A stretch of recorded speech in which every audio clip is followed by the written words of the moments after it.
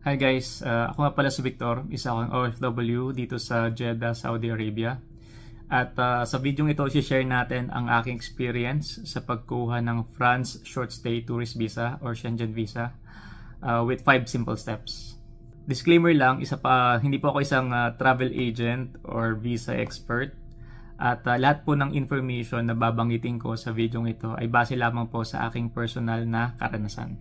So, isa-isahin na po natin ang 5 simpleng steps. Step number 1, create an account sa government website france-visas.gouv.fr. So, isa po itong official government website sa pag-process ng visa application for France. At ilalagay ko ang link nito sa description box para masundan nyo. So once naka-create ka na ng account, ilagin mo lang ang iyong account details. Click Create New Application and provide the information as required at para ka lang din nag-fill up ng application form. So ano-ano nga ba yung mga informations na kakailanganin nila? So una dyan is yung personal details mo, passport details, current home address, your IQAMA or resident permit details, employment details, your accommodation details kapag nasa France ka, your inviter or sponsor details kung meron man, kung halimbawa iba yung magpa-fund para sa'yo, and then yung cost of traveling or means of sustenance, meaning ano yung capacity mo para i-fund yung travel mo sa ibang bansa. So once matapos mo na ang required information, just click submit. At magge-generate ito ng dalawang documents na kailangan mong i-download after. So ang unang document is yung filled up application form. And then dun sa dulo ng form na yon is kailangan mo siyang pirmahan. And then yung second document naman is yung registration receipt na may nakalagay na application reference number. Itong specific number na to is kailangan mong gamitin yan for your PFS Global appointment. So step number 2, prepare your documents. So I think ito na yata ang pinakamadugong part ng visa application process. Kasi parang i-gather mo lahat ng required documents na kailangan mong i-submit or ipasa dun sa visa application center. So ano nga ba yung mga documents na kailangan? So unang-una dyan is yung original passport mo na dapat at least 6 months valid by the time of your travel. Mas maganda kung mas matagal kasi meron dapat din itong at least 2 blank pages. Ikalawa, yung letter confirming the reason of your visit or yung cover letter mo. Ano nang nga ba yung ilalagay mo dun sa cover letter? So syempre, ilagay mo lang yung inclusive dates, kung kailan ka magta-travel, ano yung purpose of travel mo, saan ka mag-i-stay, so saan yung accommodation mo, at paano mo i-finance yung sarili mo kapag nag-travel ka dun sa bansang yon. Ikatlo is yung detailed itinerary. So ang ginawa ko dito is naka-table format siya at nilagay ko lang doon yung sa bawat column yung date, yung activities mo per day, anong city, and then saang accommodation. Pang-apat is yung copy of your bank statement with bank stamps and payslips from your company. Doon pala muna sa bank statement. So mahalaga na magpupunta ka sa mismong bangko kung saan mo nakukuha yung salary mo.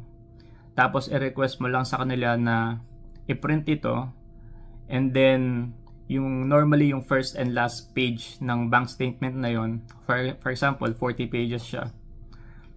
Ang i-stamp lang naman nila doon is yung first and last page. And dito sa France visa, ang required lang nila is at least 4 months na bank statement. And most recent ibig sabihin halimbawa, ang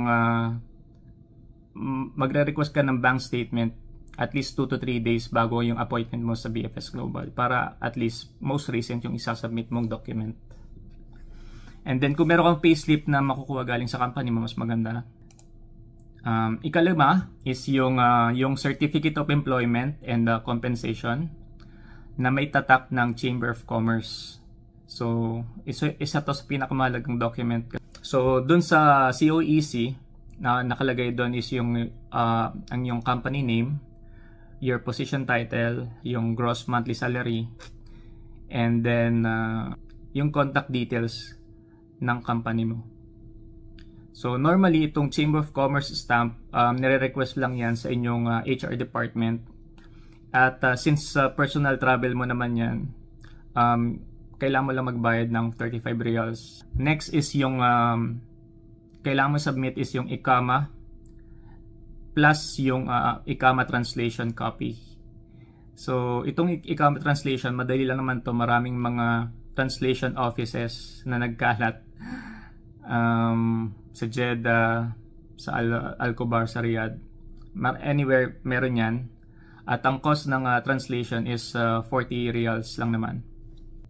Next na isasubmit mo is yung accommodation copies mo. Next is yung plane ticket na may return trip.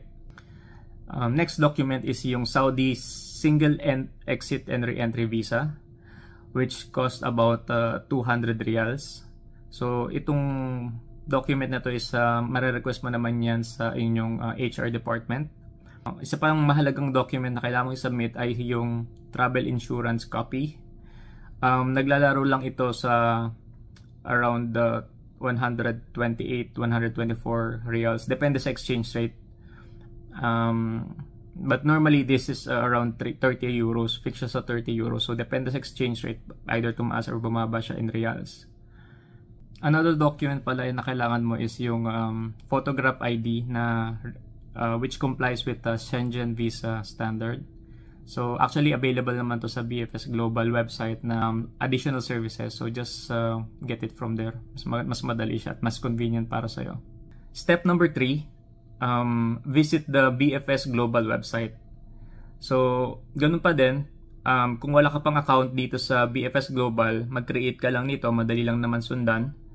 And then once naka-create ka na, book your appointment online. At kailangang information lang dito is yung application reference number na galing doon sa registration receipt. Select your visa application center. It's either dito sa Jeddah, sa Riyadh, or sa Al-Khobar. At meron pa rin ibang other areas dito sa Saudi Arabia. At tapos select your schedule appointment. From 9 AM to 2 PM yung windows nila dito sa Jeddah. So mag-add ka rin ng additional services like photography para sa iyong ID photos which complies with the Schengen visa standard. So mas maganda kung kunin mo na lang din ito sa visa application center. So yung photography is normally nasa 46 reals ang babayaran mo dyan. Plus yung visa BFS Global processing fee is nasa 124 reals. So once na-add mo na lahat ng rest services na kailangan mo, just pay online. It's either by using your credit card or debit card.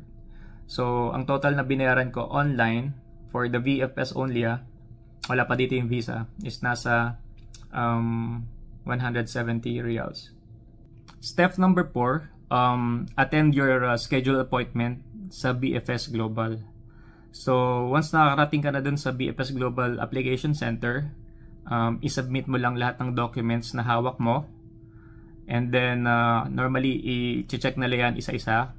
May konting question and answer din, which is di ka naman kailangan kabahan kasi normal procedure lang na ginagawa nila to. And then you pay your applicable fees. So sa mismong visa for France visa, nagkakahalaga siya ng 80 euros or in real, nung binayaran ko siya around 330 reals. And then once nakapagbayad ka na rin ng visa fee mo, proceed ka na sa biometrics. At after nun, tapos ka na, pwede ka na umalis dun sa center.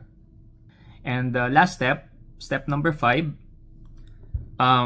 wait for the decision. So, ito is depende to sa nationalities. But nakalagay sa website nila normally, it will take around 15 days to process the visa application at magkaroon ng result. In my case, nakuha kayong result after 4 working days. At yung sa 5th day, naka-receive lang ako ng text message or SMS na nagsasabi na pwede ko nang kolektahin yung passport ko. And luckily, yun nga, visa granted yung result. So, syempre masayang-masaya ako. Kasi syempre nakuha ko na itong Schengen visa natin or France short stay tourist visa. Kung meron po kayong mga tanong, mga inquiry, comments or suggestions, ilagay nyo lang sa comment section natin at tatry nating sagutin lahat ng mga inquiries nyo about sa pag-process ng France tourist visa dito sa Jeddah, Saudi Arabia.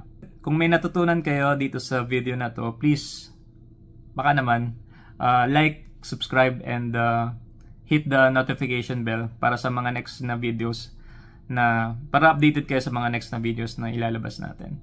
So, yun lang at good luck sa inyong application at salamat sa panonood.